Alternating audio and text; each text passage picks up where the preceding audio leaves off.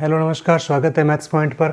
हम class 9th की workbook solve कर रहे हैं, जिसमें वर्कशीट नंबर 2 है, प्रश्नावली संख्या पद्धति। पहला क्वेश्चन, वर्त में लिखी हुई संख्याएं वर्ग में लिखी संख्या से विभाज्य है या नहीं है। विभाज्य है तो गुड का निशान लगा देंगे, नहीं है तो क्रॉस का निशान लगा देंगे। इसके लिए हमें विभाजकता के नियम पता होना चाहिए। सबसे पहले हम देखेंगे 2 से भाज्य है कि नहीं है। 2 से भाज्य होने के लिए इकाई का अंक 0, 2, 4, 6, 8 होना चाहिए। यहाँ पर देखें इकाई का अंक 8 है तो ये 2 से भाज्य होगा। यहाँ इकाई का अंक 8 है तो ये 2 से भाज्य होगा। इस संख्या में इकाई का अंक 0, 2, 4, 6, 8 नहीं है, 1 है तो ये 2 से भाज्य नहीं होगी। ये भी 2 से भाज्य नहीं होगी। नेक्स्ट हमें देखना है कि 3 से भाज्य है या नहीं है। 3 से भाज्य होने के लिए अंकों का योग 3 का गुणज होना चाहिए। उस संख्या में अंकों का योग 3 का गुणज होना चाहिए। 3 का गुणज का मतलब 3, 3 दूनी 6, 3 तिया 9, 3 चौके 12 ऐसे होने चाहिए। अंकों का योग करते हैं 8 और 1 9 और 4 13। 3 के बाड़े में नहीं आता तो 3 का भाग नहीं जाएगा। यहाँ अंकों का योग 1, 2, 3, 3 से भाज्य है। यहाँ अंकों का योग 8 और 3 11। 3 के पहाड़े में नहीं आता तो 3 का भाग नहीं जाएगा। इस संख्या में अंकों का योग 2 है जो कि 3 से भाज्य नहीं है, तो इस संख्या में भी 3 का भाग नहीं जाएगा, 3 से भाज्य नहीं है। उसके बाद 5 से भाज्य होने के लिए संख्या का इकाई अंक 0 या 5 होना चाहिए। 0 या 5 नहीं है, 5 का भाग नहीं जाएगा। इसमें 5 का भाग नहीं जाएगा। 0 या 5 नहीं है, इसका इकाई का अंक ना 0 है ना 5 है, तो इसमें भी 5 का भाग नहीं जाएगा। उसके बाद है 10 से भाग अगर किसी संख्या का इकाई का अंक 0 है तो उसमें 10 का भाग जाएगा। इकाई का अंक 0 नहीं है, 10 का भाग नहीं जाएगा। इकाई का अंक 0 नहीं है, 10 का भाग नहीं जाएगा। इकाई का अंक 0 नहीं है तो 10 का भाग नहीं जाएगा। 0 होगा तो 10 का भाग जाएगा, इसमें भी नहीं जाएगा। उसके बाद 11 से भाजकता का नियम ये कहता है कि संख्या के विषम स्थानों और सम स्थानों के अंकों का योग का अंतर करना है। अंतर अगर 0 आ गया या 11 एकम 11, 11 दूना 22 आ गया तो उसमें 11 का भाग जाएगा। अब विषम स्थान कौन कौन से हैं? पहला और तीसरा, 8 और 4 जोड़ना है। 8 और 4 12, उसमें से दूसरे स्थान का अंक या चौथे स्थान का अंकों का योग करके घटाना है। तो 1 घटाएंगे, 12 में से 1 गया 11। अब 11 है वो 11 का गुणज है तो इसमें 11 का भाग जाएगा।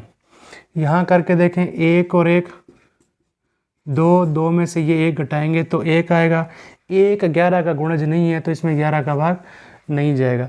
इसमें करें तो 8 और 3 11, 11 में से 0 घटाएंगे तो 11 आएगा, तो 11 का भाग जाएगा।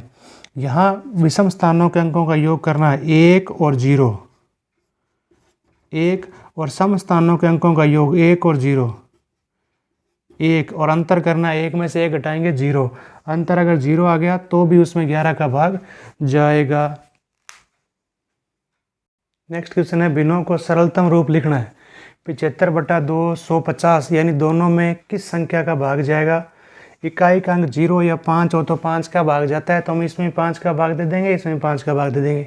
इसमें 5 का भाग देंगे, 5 एकम 5, 25, 5 1 25, 15 आ जाएगा। इसमें 5 का भाग देंगे, 5 5 25, 50। फिर देखो इकाई का अंक 0 और 5 है तो दोनों में फिर 5 का भाग जाएगा।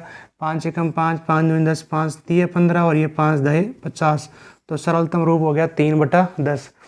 यहाँ देखें दोनों में ना तो 2 का भाग जाएगा ना ही 3 का भाग जाएगा, इसमें 3 का भाग नहीं जाएगा। फिर हम देखते हैं 11 का भाग, देखो 1 और 1 2, 2 में से 2 गया 0, 3 और 3 6, 6 में 6 गया 0, तो दोनों में 11 का भाग जाएगा। इसमें 11 का भाग देंगे 11, इसमें 11 का भाग देंगे 11 3 33, 11 3 33, फिर 11 का भाग जाएगा 11 एकम 11, 11 3 33, 1/3। यहाँ देखें दोनों में किसका भाग जाएगा? सबसे पहले 2 का भाग देते हैं क्योंकि इकाई का अंक 0 और 4 है। 2 का भाग देंगे 12, इसमें 2 का भाग देंगे 50। इकाई का अंक 0 2 आ रहा है तो फिर 2 का जाएगा, 2 6 12, इसमें 2 का भाग देंगे 25। अब 6 और 25 में किसी का भाग नहीं जाएगा तो ये सरलतम रूप हो गया 6/25।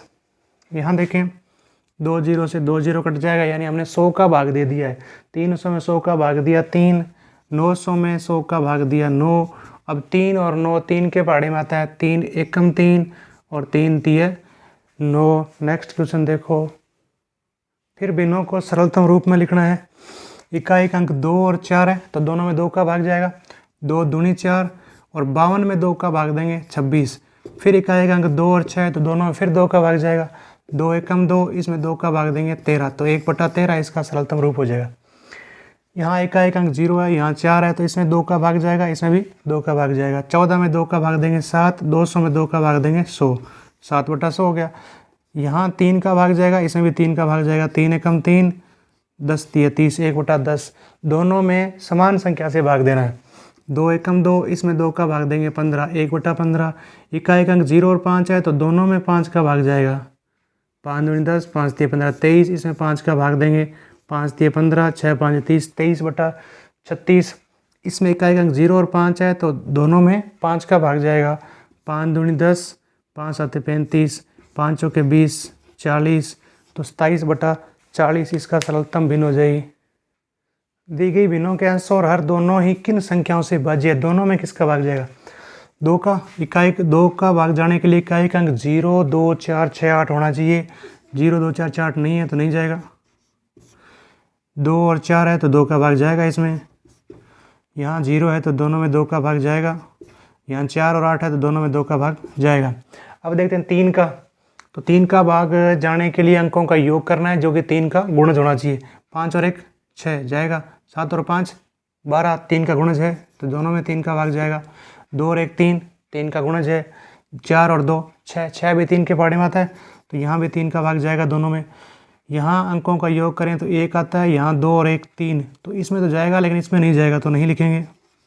यहाँ 3 का भाग 7 और 4 11, 11 3 के पाड़े में नहीं आता तो दोनों में 3 का भाग नहीं जाएगा। 5 से भाग जाने के लिए इकाई अंक 0 या 5 होना चाहिए, 0 या 5 होना चाहिए।